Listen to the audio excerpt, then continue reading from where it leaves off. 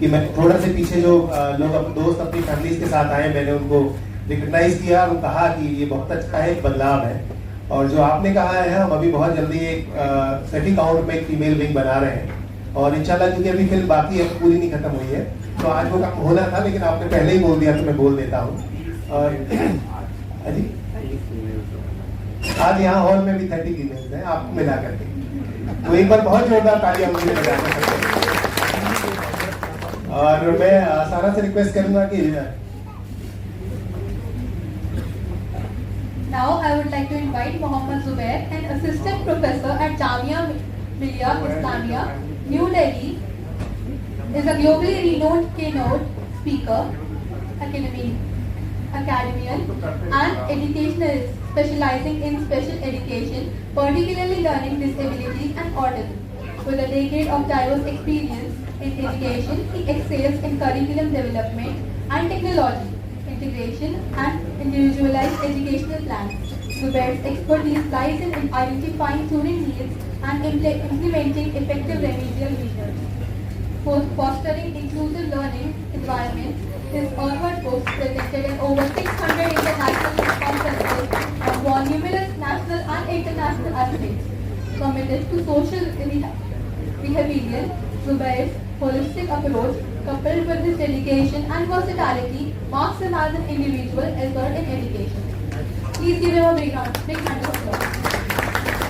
देखिए, जुबैर साहब के बारे में थोड़ा सा बता दूं। आप असिस्टेंट प्रोफेसर हैं जामिया में, और इससे पहले 10-12 नौकरियां सरकार की छोड़ के फिर दोबारा से असिस्टेंट प्रोफेसर हुए हैं।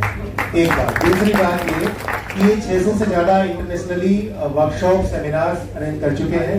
तो इनकी पढ़ाई है वो डिसेबिलिटी को लेकर है, और डिसेबिलिटी पे इनका बड़ा अच्छा पकड़ है। आपने स्पेशल एजुकेशन में पढ़ाई की है, और मैं समझता हूँ कि फीस में दूर दूर तक मुझे स्पेशल एजुकेशन में कोई इस तरह की क्वालिफिकेशन वाला कोई भी शायद यूथ अभी नजर नहीं आ रहा आपके अलावा।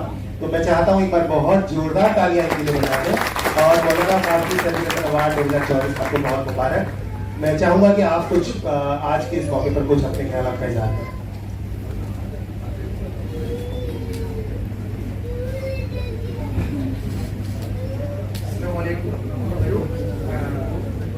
First of all, I would like to thank Suhail Saifee sir and Sophia NGO for inviting me here at this Saifee count.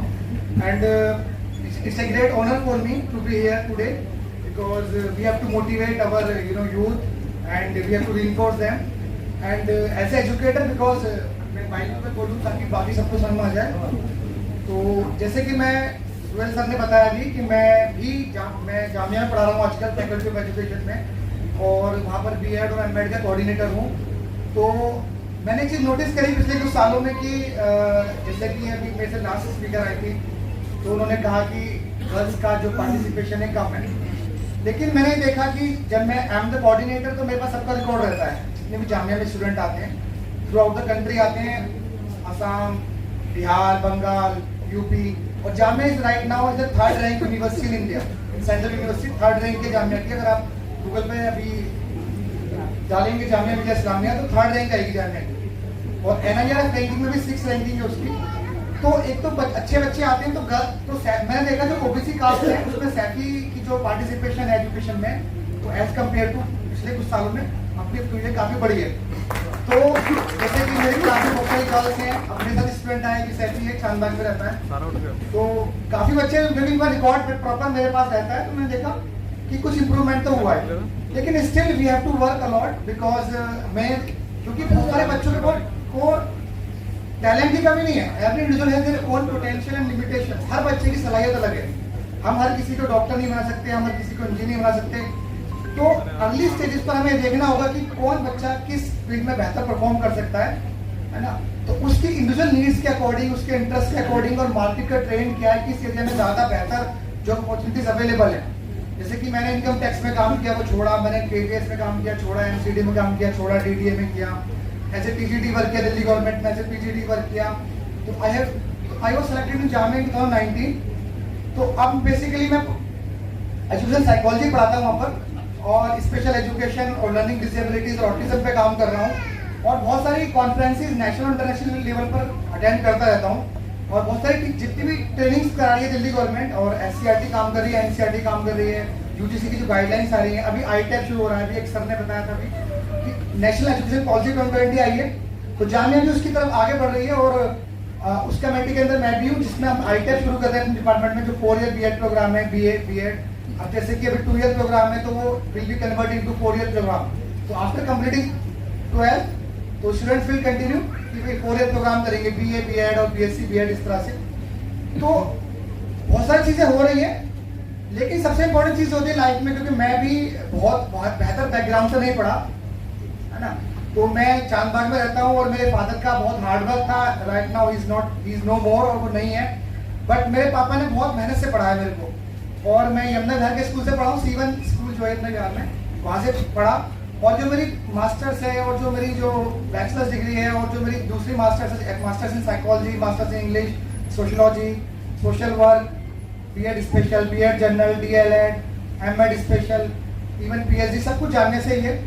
और उसके बाद काफ़ी सिलेक्शन हुए जॉब्स में, काफ़ी मौका मिला जॉब करने का। लेकिन मेरे फादर ने, जब मैं जामिया में अप्लाई कर रहा था, मुझे आज भी याद है, तो एक पोस्ट थी, it was a single post. तो मैं सोच रहा था कि भाई स्कॉलर्स का होता है सिलेक्शन, तो शायद नहीं होगा। जामिया सेंट्रल यूनिवर्सिटी, सबके पीएचडी स्कॉलर हैं और सबकी अप्रोच होती है। तो लेकिन मेरे फादर ने, क्योंकि एक बहुत ही जज्बे वाले इंसान थे, बहुत स्पिरिट थी उनके अंदर, कॉन्फिडेंस बहुत हाई रहता था, तो उन्होंने मोटिवेट किया, नहीं, यू हैव टू अप्लाई, तो तुम्हें अप्लाई करना चाहिए, you have to take part in the interview. तो मैं गया, और जब नजमा अख्तर थी वाइस चांसलर जामिया की, तो उनसे मेरी बात हुई, और मुझे ऐसा लगता है कि सबसे लंबा इंटरव्यू मेरा ही हुआ था वहाँ पर, अराउंड मोर देन 1 आवर। तो वो सब चीज़ें, तो इम्पोर्टेंट चीज़ क्या है कि डेडिकेशन, आपका गोल बिल्कुल क्लियर होना चाहिए लाइफ में। तो you have to make a goal, और उसके लिए सब गोल बनाने चाहिए आपको, सब ऑब्जेक्टिव बनाने चाहिए, और स्टेप बाय स्टेप वो ऑब्जेक्टिव हम अचीव करें। और परफेक्ट तो कोई भी नहीं है, किसी भी फील्ड में आप जाएंगे तो you have to work hard on your skills, कि हम अपनी स्किल्स को कैसे एनहेंस करेंगे, कैसे हम अपने कौशल का विकास करें, कैसे अपनी कम्युनिटी को आगे लेकर जाएं। तो बहुत सारे अवार्ड मिलते रहते हैं, मुझे बहुत जगह जाता रहता हूँ आजकल, तो बहुत सारी कॉन्फ्रेंसेस, टीचर ट्रेनिंग देता हूँ दिल्ली गवर्नमेंट के स्कूल्स के अंदर, पीजीटी टीजीटी टीचर्स को, केवीएस के टीचर्स को, करिकुलम डेवलपमेंट में काम कर रहा हूँ, एससीईआरटी में, एनसीईआरटी में। लेकिन यहाँ पर आकर थोड़ा अच्छा ऐसे लगा कि अपनी कम्युनिटी के लोग हैं, जहाँ से हम निकले हैं ज्यादातर वही लोग, और अपनी कम्युनिटी के लोग हैं, सैफी हैं, मुस्लिम्स हैं। तो मैं कोशिश, ये मैं सबसे यही बोलूँगा कि डेडिकेशन रखें, कॉन्फिडेंस रखें, और जो भी करना चाहते हैं जिंदगी में उसे करें। Hard work is the key. Thank you sir. Thank you so much.